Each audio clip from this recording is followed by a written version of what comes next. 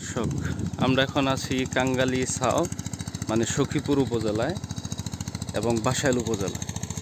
নদীর ওই পার হচ্ছে বাসাইল, এইবার হচ্ছে সখীপুর।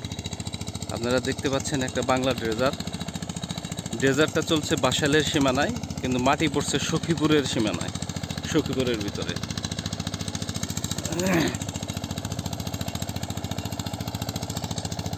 দেখতে পাচ্ছেন কিভাবে মাটি বাংলা ড্রেজার দিয়ে সখীপুরে মাটি চলে যাচ্ছে।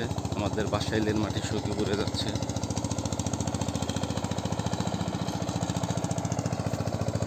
একটি চিনাই নদী।